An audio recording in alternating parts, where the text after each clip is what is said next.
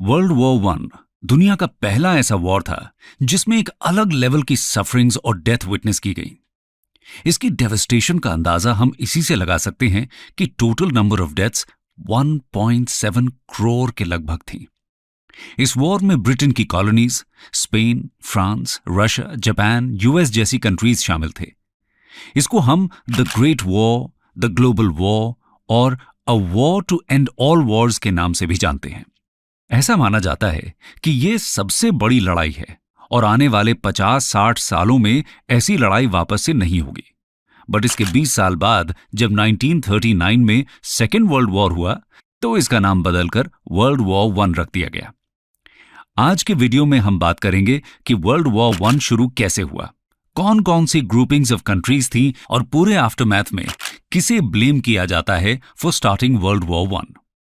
पर सबसे पहले थोड़ा हमें उस समय की हिस्ट्री को जानना पड़ेगा। Backdrop to world war one.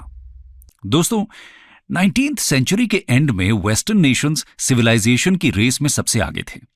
नए नए इन्वेंशंस जन्म ले रहे थे, जैसे कि military, technology, aircrafts, fashion etcetera. इसी बीच कंट्रीज के आपस में ट्रीटीज साइन हो रहे थे, जिसके हिसाब से एक कंट्री पर अगर अटैक होगा तो दूसरी कंट्री उसकी हेल्प के लिए आगे आएगी। काफी सारे अलायंसेस बने। इन अलायंसेस का इंपॉर्टेंस हम आगे समझेंगे कि कैसे इन अलायंसेस ने नेशंस को दो ग्रुप्स में बांट दिया। टेरिटरीज की बात करें तो एक तरफ फ्रांस जर्मनी से एल्जास-लॉरेन वाला पार्ट वापस लेना चाहता था, जो फ्रांस ने लगभग 50 साल पहले एक ह्यूमिलिएटिंग वॉर में हारा था। तो दूसरी तरफ जर्मनी ज्यादा से ज्यादा एरिया अपने रूल के अंदर रखना चाहता था। वहीं ग्रेट ब्रिटेन अपनी नेवल शिप्स को मॉडर्नाइज करने में लगा था। बॉल्कन स्टेट्स के नेशंस सच एज बल्गेरिया 1908 में, रोमानिया 1881 में और अल्बानिया 1912 में इंडिपेंडेंट डिक्लेयर हुए थे। इससे बाकी कंट्रीज में नेशनलिज्म का वेव चल रहा था। कुल मिलाकर पूरे यूरोप की सिचुएशन अनस्टेबल हो रही थी और सारे देश एक दूसरे की पीठ पीछे अलायंसेस बनाने में लगे थे। इन सारे इवेंट्स से हम अंदाजा लगा सकते हैं कि वॉर जैसी सिचुएशन क्रिएट होने लगी थी। धीरे धीरे वर्ल्ड की मेजर पावर्स टू ग्रुप्स में डिवाइड हो गई।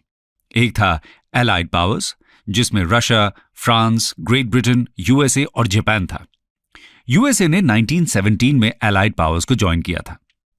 दूसरी साइड थी सेंट्रल पावर्स, जिसमें ऑस्ट्रो हंगेरियन एम्पायर थी, जिसे हैब्सबर्ग डायनेस्टी के नाम से भी जाना जाता है। उसके अलावा जर्मनी और मॉडर्न डे टर्की का ऑटोमन एम्पायर था। इस ब्रीफ बैकग्राउंड के बाद अब हम बात करते हैं causes of world war one की।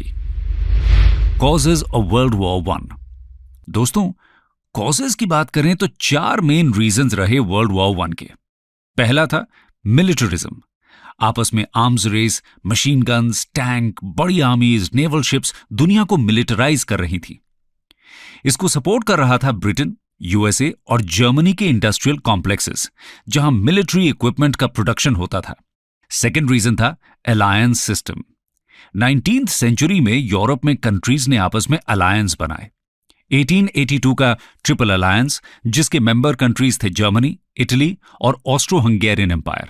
सिमिलरली 1904 में ऑन्टॉन्ट कोर्डियल नाम का एक अलायंस बना, जिसमें फ्रांस और ग्रेट ब्रिटेन थे, जो 1907 में ऑन्टॉन्ट कोर्डियल ट्रिपल ऑन्टॉन्ट में कन्वर्ट हो गया, after including Russia.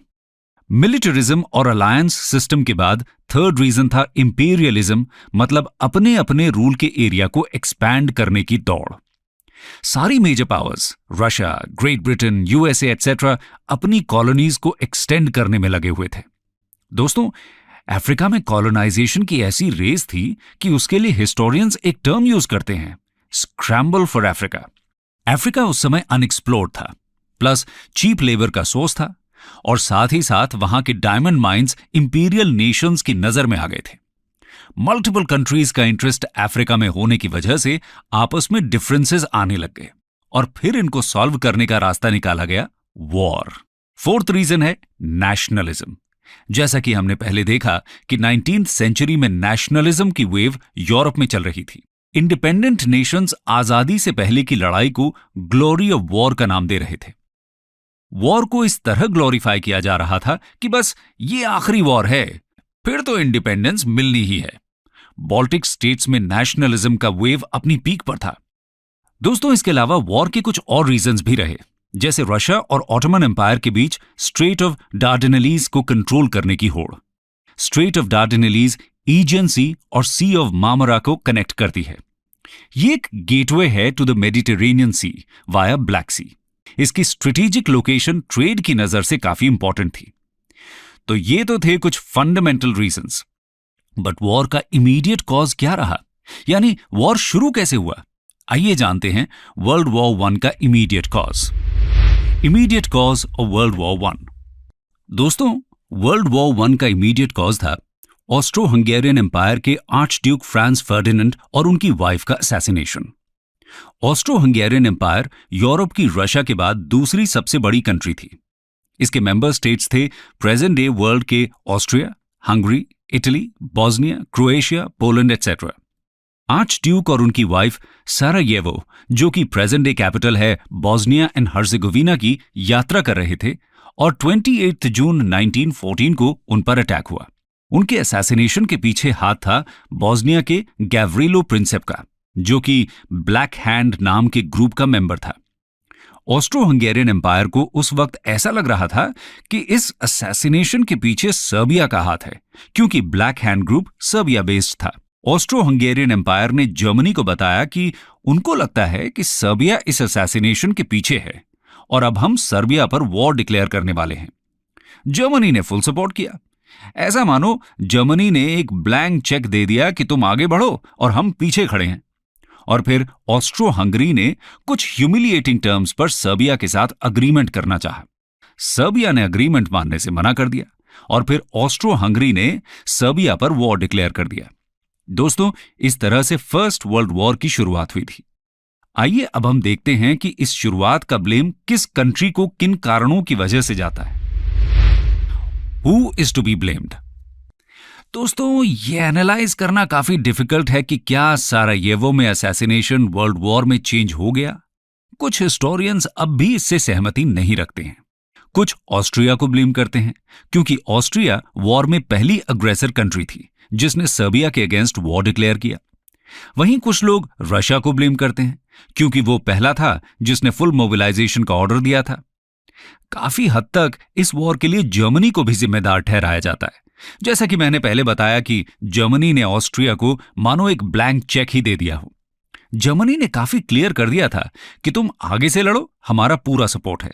Great Britain की बात करें तो उसने फ्रांस को ओपन सपोर्ट किया, जबकि वॉर से पहले और स्टार्टिंग के टाइम में ग्रेट ब्रिटेन की पोजीशन अनक्लियर थी। तो दोस्तों, क्या हम ये कह सकते हैं कि अगर ग्रेट ब्रिटेन पहले ही फ्रांस को सपोर्ट डिक्लेयर कर देता तो क्या पता जर्मनी अपनी आर्मी के साथ मार्च ही नहीं करता और फाइटिंग केवल ईस्टर्न यूरोप तक ही रिस्ट्रिक्टेड रहती। भले ही वॉर की स्टार्ट ऑस्ट्रो हंगेरियन एम्पायर और सर्बिया की लड़ाई से हुई, पर क्या पता उन्हें भी यही लगता हो कि बाल्कन वॉर्स की तरह ये वॉर भी लोकलाइज्ड रहेगी, लेकिन ये इतने बड़े स्केल में डेवलप होगी ऐसा किसी ने नहीं सोचा होगा। खैर, वॉर शुरू होने के साथ ये बहुत तेजी से एस्केलेट भी हुआ। आइए जानते हैं reasons for escalation. Reasons for escalation of war. सबसे पहला कारण अलायंस सिस्टम को माना जा सकता है, जिसकी वजह से वॉर इनेविटेबल हो चुकी थी। अमेरिकन डिप्लोमैट और हिस्टोरियन जॉर्ज किनन का मानना है कि 1894 अलायंस जो फ्रांस और रशिया के बीच हुई थी, उसने यूरोप की डेस्टिनी को सील कर दिया था। अलायंसेस की वजह से एक म्यूचुअल सस्पिशन वाली सिचुएशन इवॉल्व होने लग गई थी दोनों अपोजिंग कैंप्स के बीच में, और एक वक्त ऐसा आ गया जहां से अपनी फर्दर ह्यूमिलिएशन रोकने का बस एक ही उपाय था, वॉर। एस्केलेशन की दूसरी वजह मानी जा सकती है जर्मनी और ब्रिटेन के बीच की नेवल रेस। जर्मनी इस बात को बिलीव करता था कि सी पावर काफी इंपॉर्टेंट है एक सक्सेसफुल एम्पायर के बिल्डअप के लिए। 1906 की ड्रेडनॉट बैटलशिप उस समय की सबसे एडवांस्ड शिप्स में से थी। 1914 में दोनों कंट्रीज एक इक्वल फुटिंग पर आ गए थे और खुद के जहाजों को सुपीरियर प्रूव करने में किसी कंट्री ने कोई कसर नहीं छोड़ी। तीसरी वजह, एक थियरी दी जाती है कि वर्ल्ड वॉर 1 दुनिया में इकोनॉमिक मास्टरी के डिजायर के लिए लड़ी गई। जर्मन बिजनेसमैन और कैपिटलिस्ट ग्रेट ब्रिटेन के अगेंस्ट वॉर करना चाहते थे। मार्क्सिस्ट हिस्टोरियंस इस थियोरी के फेवर में हैं, क्योंकि इस वॉर का पूरा ब्लेम एक कैपिटलिस्ट सिस्टम को जाता है। जर्मन हिस्टोरियन जेरार्ड रिटर मानते हैं कि जर्मनी का the Schlieffen plan of 1905-1906 extremely risky था। इस प्लान के हिसाब से जर्मनी फ्रांस और रशिया को एक साथ हराना चाहती थी। चाहे आउटकम जो भी हो, हम कह सकते हैं कि यह प्लान एक डिजास्टर की शुरुआत थी for both Germany and Europe.